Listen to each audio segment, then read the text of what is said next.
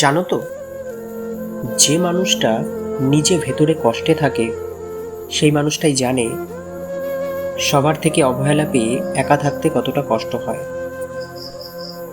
কষ্ট হয় যখন তাকে বোঝার মতো কোনো মানুষ থাকে না। সত্যি বলতে সেই মানুষটাই বোঝে যে সে থাকা বা না থাকা এই দুনিয়ায় হয়তো কারো কিছু যায় আসে না। সে কতটা কষ্টে আছে সেটা কারো কাছে কোনো ম্যাটারই করে না, কারো কিছুই এসে যায় না।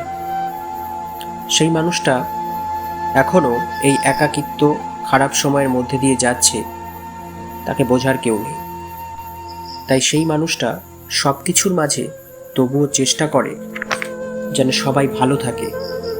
তাই তোমায় বলছি, তুমিও যদি ওই মানুষগুলোর মধ্যে থাকো তাহলে মেনে নিও, এবং এটা জেনেও নিও যে তুমিও ভালোবাসার যোগ্য। সঠিক মানুষ একদিন তোমাকেও বুঝবে। পৃথিবীতে কেউ কখনো একা থাকে না, ভগবান কাউকে না কাউকে ঠিক পাঠাবে তোমার জন্য।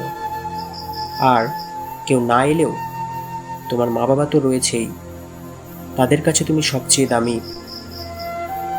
তুমি যদি মানুষকে ভালোবাসো, দেখো তুমিও সেই ভালোবাসা একদিন ফিরে পাবে। এত চিন্তা কিসের? আমি রাহুল ছিলাম তোমাদের সাথে। তো বন্ধুরা, কেমন লাগলো আজকের ভিডিওটা? যদি ভালো লেগে থাকে আমার পাশে থেকো এবং সাবস্ক্রাইব করে দিও আমার চ্যানেলটাকে, রাহুল স্টক।